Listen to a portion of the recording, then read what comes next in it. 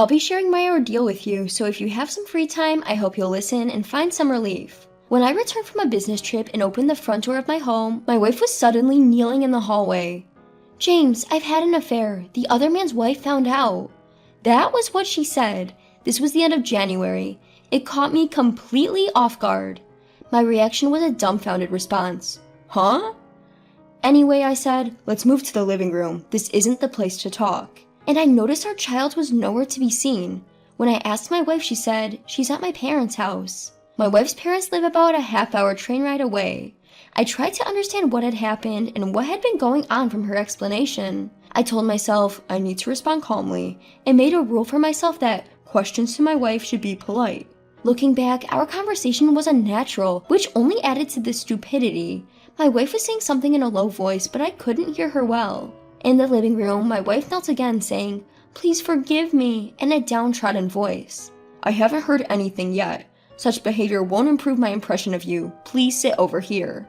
When I said this, my wife lifted her head and sat on the chair. That's when I noticed that her eyes were swollen. She must have cried her eyes out. Below is the situation of her affair being exposed to the other woman, according to my wife's explanation. "One morning when you were on your business trip, the other man's wife called my cell phone and asked to meet me for a discussion. When I took a half day off from work in the afternoon to meet her, she asked me straight up, 'You're having an affair with my husband, John, aren't you?' And I admitted yes. I have the evidence of infidelity obtained through a private investigation, and I would be asking you for damages. I would also report to your husband.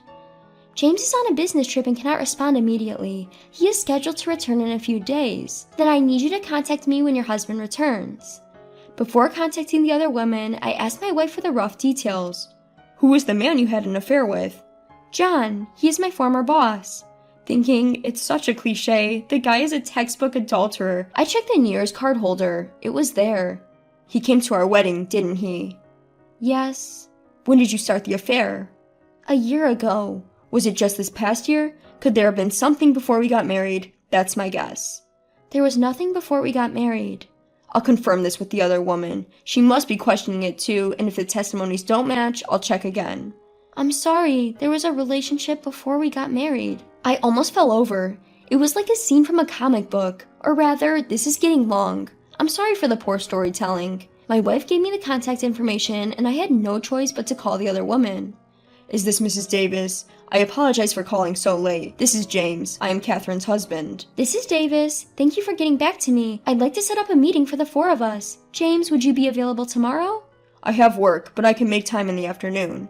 "Great. Let's meet at San Paulo Restaurant at 3. Please pass along the invitation to your wife as well." That was the rough idea, but the actual conversation was more awkward. After I relayed the time and place of the 4-person meeting, the interrogation resumed. At the time of the affair's discovery, here's the deal. I'm 34, working for a manufacturing company. My wife is a 33-year-old civil servant. We have a 5-year-old child and have been married for 7 years, with an average sexual frequency of once a week. My wife kind of looks like a younger Meryl Streep, but not flat-chested. There's also an adult film actress that looks exactly like her, but I don't know her name. She's a different person from my wife because their body features are different. I'm not particularly good looking. People often tell me, "Your wife is a knockout. You've got yourself a better half that's out of your league," and it's like Beauty and the Beast. Moving on, I kept asking her questions. It's all I could do. "What was the cause of the affair?" I don't know." "Was it something I did?" "I don't think so." "What do you want to do now?" I don't know." "Do you plan to divorce me and marry him?" "I don't want a divorce. I don't want us to break up." "Why not? If you don't love me, there's no point in staying married, right?" "That's not true. I love you." "Then why did you have the affair? Before having an affair, you should divorce me and he should break up with his wife, don't you think?" "I don't want a divorce." "What do you want me to do?" "Do whatever you want." "If I said I want a divorce, would you agree?" "I don't want a divorce. I don't want us to break up." "What about our kid?" "He was at preschool when, during the day?" The more I ask, the more disgusting truths I hear. "Is our child really ours?" "Don't doubt it. Emma is our child." "Please let us have a DNA test. You have done things to be doubted." My wife broke down in tears. Here's what I learned from her. 1, she had an affair before we got married, but it ended when we decided to get married. 2, she rekindled her affair with her former boss when our child started preschool. 3, they used hotels and, incredibly, our own house for their trysts, for which we are still paying our mortgage. Hearing that they did it in our house, my eyes landed on the small wine cellar. Did you drink some of them? Yes, I'm sorry. I thought the number of bottles seemed fewer. Damn, I should have remembered how many bottles I had. The conversation lasted about 3 hours. I was wiped out. I just want to take a bath and go to sleep. But after what's happened here, I don't think I can sleep here anymore. Or use the bathroom, obviously. I decided to say, I'm leaving now, and started packing. I'll take some clothes, a suit, toiletries, and a sleeping bag. I guess I should grab my bank book and valuables so I don't drain my savings dry. It's a pity to waste the wine. Let's pour it out before leaving. Now there must be something else to do. That other guy isn't coming back, right? Looking back, it's what you think. This was clearly an act of madness. Somehow I had convinced myself I won't be coming back here. My wife pleads, I'm sorry, please don't leave, but I ignored her. No matter what she says, I am resolute in my silence. I don't remember what else she cried out.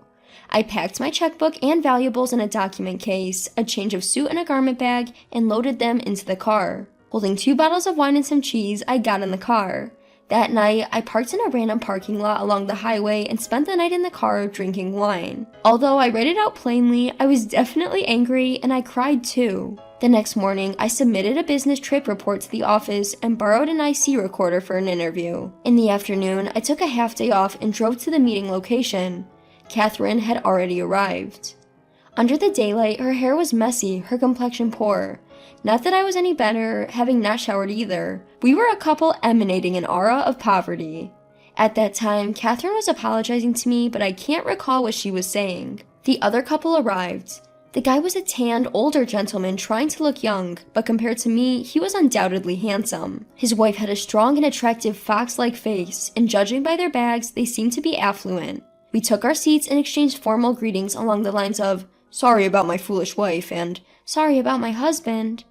Initially, the 2 responsible for the affair were sent to separate seats at the counter, and I started talking with the other woman. We cross-checked each other's accounts of the situation, confirmed any discrepancies, and discussed how to move forward. We haven't decided yet, but I think it's probably over. We will postpone our divorce until next year. A pension issue, huh? I intend to send a demand letter for damages to Mrs. James. I will also claim damages from your husband. I demand in writing that your wife resign. I probably won't have the right to interfere with my wife's job anymore. Please demand as you see fit, Mrs. were among the shared words between the wronged parties. Next, I had a face-to-face meeting with the man, while the other woman and Catherine went to separate seats. The man suddenly prostrated himself. Again, huh? I sighed and told him to lift his head so I could hear his side of the story. After that, we had a 4-way meeting. We heard from those involved about how they came to commit adultery. Partway through, Catherine started crying and couldn't say anything. She was just gasping for breath, and the man did most of the talking. I wonder if our seat is the center of attention from the other leisurely ladies at this restaurant in the middle of a weekday, was what crossed my mind. That's not good, because it's a post-fact report, the tension is less and seems like someone else's problem. The real thrill of real-time progression is the direct transmission of frantic and shaken behavior. Around 2 hours later, the 4-way meeting was over, with the other couple making their exit. I haven't eaten anything since last night's cheese, I remembered, and ordered a full meal. Catherine, my wife, was still sobbing at my side. You can go home first. Thanks for your time, I said. While slurping up my spaghetti, I forced it down with water and then spoke with my wife. Please come home. I'll head to my folks' place and leave our house empty. That's the place you did it, right? Disgusting, I said, and just then, my stomach churned and I vomited. I tried to cover my mouth, but I couldn't make it in time, and vomit splashed onto the table like a fountain. My sincerest apologies to the customers and staff around me. Catherine let out a silly little eek and started crying again. I rushed out of the restaurant after a quick apology to the staff, not even waiting for my change at the cashier's desk. I'm really sorry for causing such a scene. I put Catherine in the car and headed home. She kept crying, retching, and saying, "I'm sorry, it's my fault." Our conversation in the car went something like this. As far as I remember, through the exhaustion and shock. Before we got married and over this past year, you've had your way with me, so for this last part, let me have my way. What do you mean by the last part? I don't want this to end. Why won't you let me have my way? I don't want a divorce. Apart from that, you can do whatever you want. Do you want me to keep vomiting my guts out for the rest of my life? I'm sorry, please forgive me. I can't keep this up. This was followed by a ceaseless back and forth that felt like a replay of the previous night. I dropped Catherine off in front of our house saying, "Please go inside, I'll leave." That same day, I visited the cleaning services and a lawyer's office requesting a claim for compensation. I did record our four-way conversation, but there was no need to use it. That week, I spent some time at health spas and occasionally stayed at my office. Over the weekend, I was called by my father-in-law for a three-way meeting with myself, Catherine, and him at our home, where he apologized profusely. Again, another bargain, I thought, matching his apology.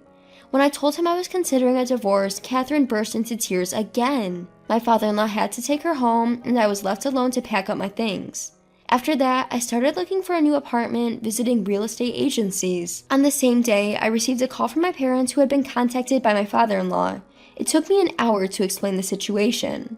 My father was calm, but my mother was furious, and it was exhausting trying to calm her down. The following week, I collapsed at work. I was taken to a nearby hospital where I received an IV drip and spent the day in the hospital.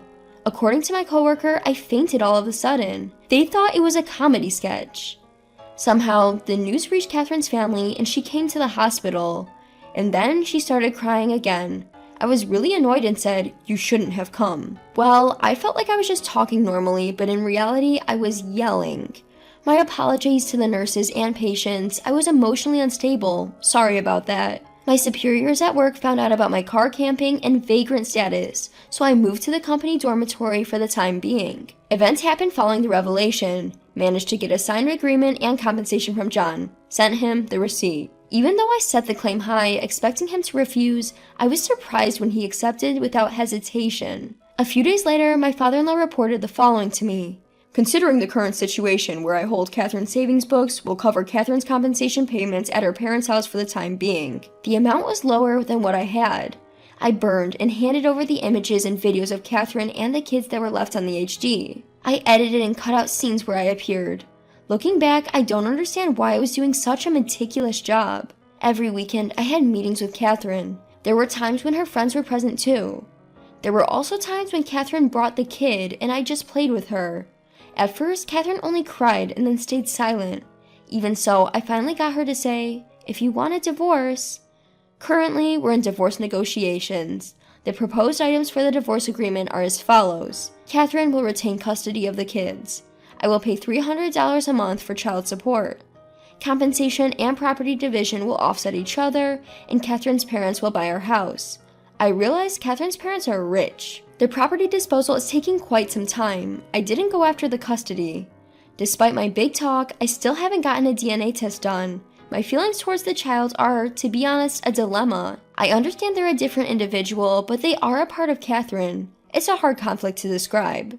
I plan to pay child support but not see them again. I'm thinking about making a lump sum payment to sever ties. I feel sorry that I seem cold compared to other cheated husbands. As for the follow-up, whether it's a promotion or demotion, I don't know, but John was transferred. Since it was sudden, this issue was probably the cause. This information came from Davis. Catherine hasn't quit her job and is commuting from her parents' house. Nobody's living in our 1.5-year-old house at the moment, and it's under appraisal, which is a drop in the bucket. I moved into an apartment. After moving, I sold my car. Tired yet? It's not over, just a bit more. I thought about the DNA test again in case the child wasn't mine. Child support could be reduced, and I might get more compensation. Above all, I might be able to put my feelings to rest. I've been busy for 2.5 months, but when I look back, I didn't do anything significant. Once the asset appraisal of our house is done, I'll probably be officially divorced. In the end, our married life was a complete waste and fruitless. Here's to the end of our marriage. Thank you very much for putting up with my ranting. The divorce was finalized without a hitch. I had a few thoughts afterwards. First, I guess what I did right was that I didn't resort to violence and handled everything calmly. I never raised a fist to John. To be honest, I didn't even want to touch him. I've started to think that my ex-wife might fill our kids' heads with all sorts of stuff and justify herself if I don't meet her. Also, to ensure no hard feelings remain with the kids, I've begun to think it's best to go ahead with the DNA testing. Of course, the cost should be borne by my ex-wife, Catherine. It's heartbreaking because the kids aren't to blame. When my daughter asks if she can come and see me, I always find some excuse to say no. I can't face my daughter, who day by day is becoming more and more like that woman, her mother, and I'm afraid that if I let my daughter come and see me, that woman, Catherine, might come along too. I've started thinking it would be a stroke of luck if they forgot about me and moved on. I've paid a substantial amount in the property settlement, so they probably don't need a father anymore, or so I think sometimes. It's only after reaching this point that I've realized what kind of person I was. See you in the next video. Thank you for watching.